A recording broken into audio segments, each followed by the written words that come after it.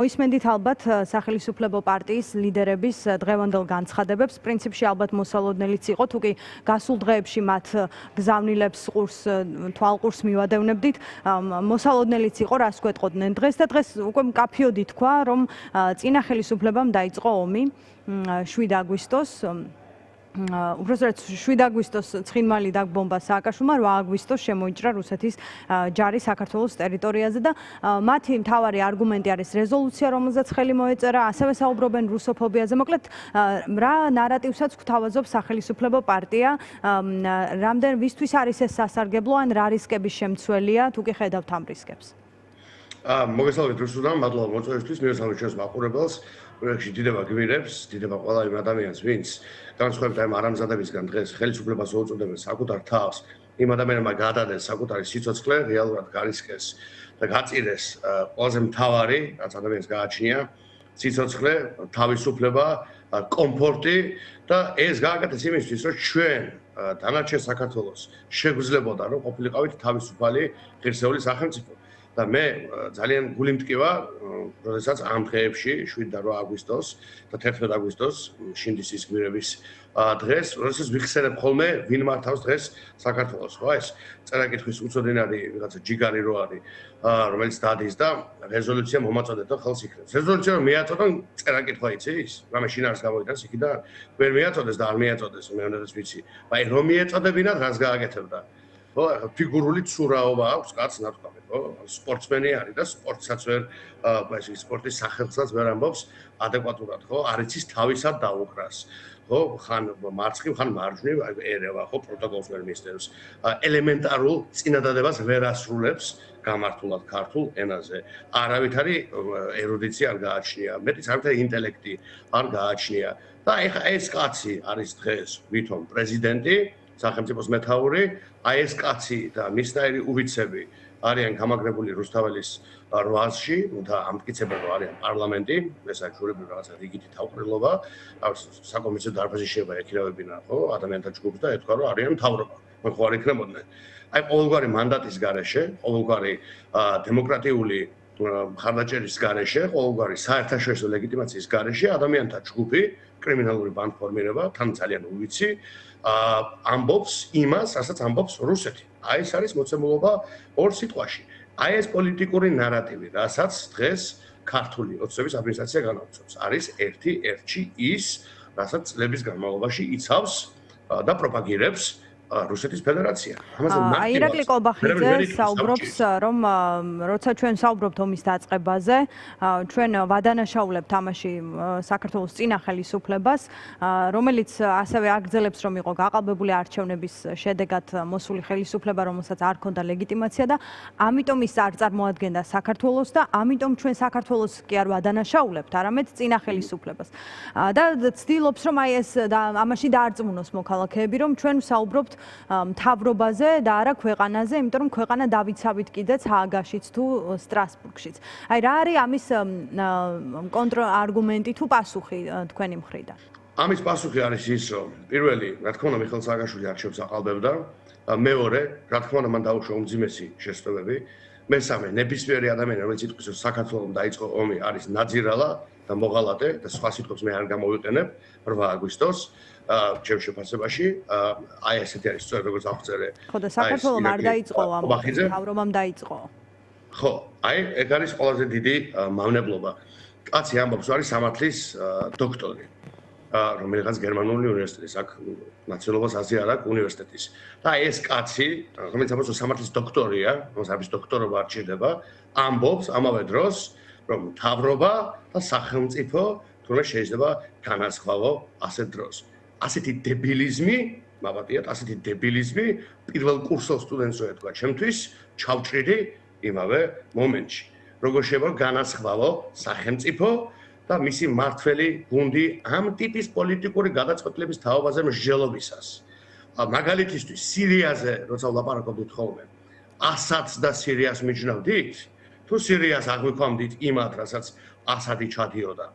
როდესაც საუბარია მაგალითად პუტინის რუსეთზე მიჯნავთ პუტინს და რუსეთს თუ რუსეთს როცა ვახსენებთ ვამბობთ რომ ეს არის ფაშისტური ძალა რომელიც ქართველების ჩეჩნების და უკრაინების მიმართ არის ისეთ როგორც არის ეს არის სრული მაბატიეთ მაგრამ სრული იდიოტიზმი რასაც ამბობს ირაკლი კობახიძე სხვანაირად ვერ შეფასდება და რასაც ის აკეთებს ძალიან შეგნებულად ჯერ ეხლა ხარ დაუწყია პოლიტიკური მოღვაწეობა პატივცემულ კობახიძეს წლების განმავლობაში ის და მისი გუნდი არა მარტო თვითონ სხვა სპიკერებიც სხვა მაღალჩინოსნები წლების განმავლობაში ჩვენს ქართულ სახელმწიფოს და ჩვენს ჯარს აბრალებენ მიზანმიმართულად რომ თურმე ჩვენ დავიწყეთ ომი თურმე საქართველოს არის აგრესორი საქართველოს არის დამნაშავე მე კიდე ფრაზებს აღარ მოვიყვან რასაც ისინი ამბობენ ხოლმე იმიტომ მე არ მინდა რომ თუნდაც წამით ვიყო ამ პროპაგანდის გავრცელების ნაწილი მაგრამ ჩვენ გვახსოვს არაერთი მაღალ იერარქი პოლიტიკოსისგან მათ რიგებში გაკეთებული მსგავსი განცხადება. თუმცა ჩვენ საკუთარ თავს ბომბავდით და მსგავსი. ყველა ის ადამიანი, ვინც ამ ტიპის განცხადებას აკეთებს, ჩვენთვის აზრი არ აქვს, რომელი პარტიის წარმომადგენელი იქნება.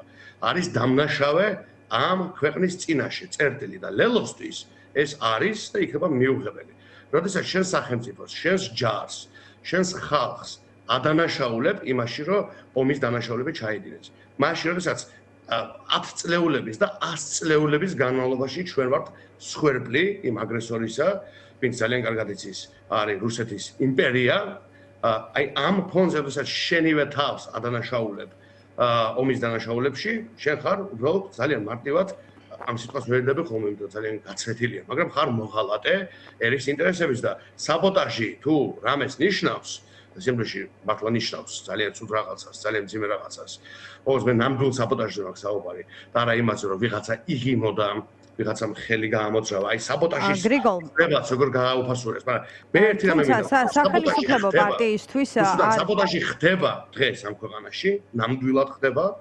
ვებერთელა საქმე არის საწარმოებელი, თუნდაც ის ხბადაღებული სასაცილო საქმე არა.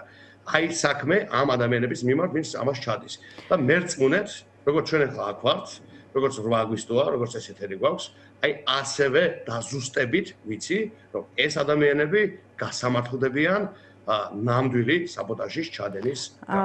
მე მინდა გკითხოთ არის თუ არა თქვენთვის ცხადი ხელისუფლების მიზანი რა არის, იმიტომ რომ როცა აგვისტოს ომზე ვსაუბრობთ, მათთვის მყარი არგუმენტია და მეც ვფიქრობ რომ მყარი არგუმენტია, როცა ქართული ოცნება ამბობს რომ ჩვენ დავიცავით და მოვახერხეთ სახელმწიფოს ინტერესების დაცვა ჰააგის და სტრასბურგის სასამართლოებში, სადაც დადგინდა რომ ქართულ მხარეს აქ არც ერთი მიმართულებით ბრალეულობა არ აქვს. რომ არა თუ ქართველი ჯარისკაცები არიან დამნაშავეები, არამედ მხოლოდ ხელისუფლება და ასე წინადადება ასეთი სიტყვათა წყობით, რომ საქართველომ დაიწყო ომი, მათგან ჩვენ არ მოგვისმენია. აი როგორ ჯდება ერთმანეთში ერთის მხრივ სასამართლო. არა, მე არ მომისმენია, თქვენ თუ მოგისმენიათ მითხარით, მაგრამ მე არ მომისმენია ასე კაფიოთ თქვა, რომ საქართველომ დაიწყო ომი. პირიქით ამბობენ, რომ საქართველომ არა მთავრობა, ნუ მათი განმარტებით, მაგრამ ერთის მხრივ სასამართლოებში საერთაშორისო ასპარეზზე ცდილობდე ერთი პოზიციის დაცვას და ქვეყნის შიგნით პარტიულ დისკუსიაში სულ სხვა პოზიციას იცავდე. აჩენს თუ არა რაღაც მკაფიო შთაბეჭდილებას, რა არის ხელისუფლების მიზანი? ეს მხოლოდ პარტიული დაპირისპირების საგანია თუ შეიძლება უფრო მასშტაბური, უფრო გრძელვადიანი, უფრო სხვა გეგმა იყოს ჩადებული? ხო, პირველ რიგში დავიწყებ იმით, რომ მათი ეს ნარატივი, რაც სააკაშვილის წინააღმდეგ ქონიათ ერთი შეხედვით, არის რეალურად ნარატივი საქართველოს წინააღმდეგ. იმიტომ მათ ძალიან კარგად იციან, რომ ისევ და ისევ სახელმწიფოს და მისი სახელით მოქმედ მთავარსარდალს და შეერთებულ ძალებს ვერ გამიჩნევ. ეს ძალიან კარგად იცის რუსეთმაც. აი ეს ერთი შეხედვით შიდა პარტიული რიტორიკა, რასაც თქვენ ახსენებთ, რუსეთს აქვს უკვე გამოყენებული საერთაშორისო ასპარეზზე საქართველოს წინააღმდეგ. ამიტომ ჩემი პასუხი არის რუსეთის პრაქტიკა. რუსეთს აქვს კოცები ციტირებული. რუსეთს ყავს კოცები ციტირებული და საკუთარი ინტერესების, ანუ რუსული ინტერესების გასამტკიცებლად გამოყენებული საერთაშორისო ასპარეზზე ჰააგაშიც და არა მხოლოდ.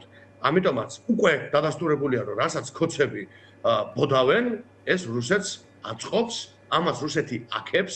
კი ბატონო, რამდენიმე წლის წინ გაეროს უშიშროების საბჭოზე იყო როგორც გასვები და შესაბამისად ეს არის რიტორიკა, რომელსაც რუსეთი ყოველთვის გამოიყენებს ჩვენს წინააღმდეგ.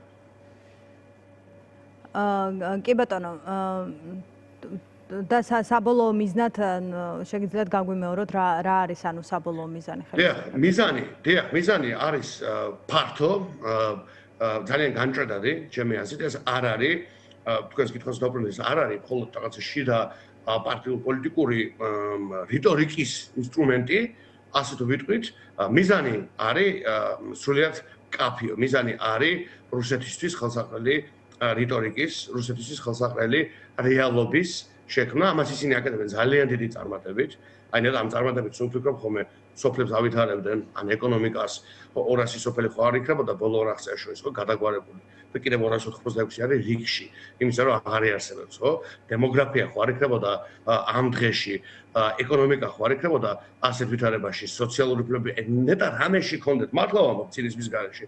ნეტარ რამეში ამ რეჟიმს კონდეს ისეთი ნიჭი, როგორც აქვს საქართველოს ეროვნული ინტერესების სპობაში, წლების განმავლობაში მათ ყური შეაჩვიეს იმას, რომ ჩვენ ვართ დამნაშავე, ეს ერთი, და ეს დაიწყო ბევრად უფრო ადრე, ჩვენ სამწუხაროდ სხვა საპრეზიდენტო კამპანიებიც გვახსოვს, ზოგიერთი, როდესაც გვიმტკიცებთ, რომ საკუთარ თავს გომბავდით, ესეთ რაღაცებს გვახსოვს, ახლა არ მინდა შეგრებულოთ ამაში შესვლა, მაგრამ ეს იყო მათ შორის ქართული ოცნების პროპაგანდის ნაწილი, მათ დროს, მათი მაღალჩინოსნების მხრიდან, წლების განმავლობაში შეაჩვიეს ყური ამას, წლების განმავლობაში მისცეს საფუძველი ზახაროვას, ნარეშკინს და სხვაებს, რომ ეს ყველაფერი ეციტირებინათ ჩვენს წინააღმდეგ და რეალურად შექმნეს ისეთი ტიპის, როგორ ვთქვათ, აი, modus operandi, ხო, ესეთი ტიპის, როგორ ვთქვათ, რეჟიმი არსებობის, მუშაობის და ფიქრის ზოლოშიც რუსული ეროვნული ინტერესი არის მუდმივად წინ წაწეული, ყოველ აგვისტოს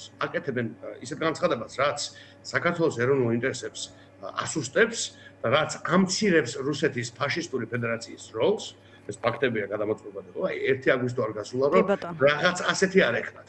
და ამის შედეგი რა არის?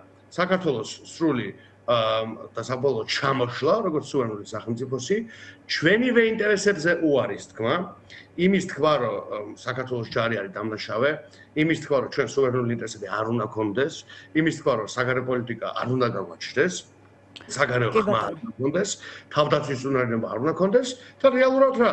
საქართველოს სახელმწიფო არ უნდა არსებობდეს. ან უნდა იყოს რაღაცა უმნიშვნელო დანამატი, როგორც რუსული მადლობა, რიკო. აი ეს არის ამ ყველაფრის გზავადიანი მიზანი.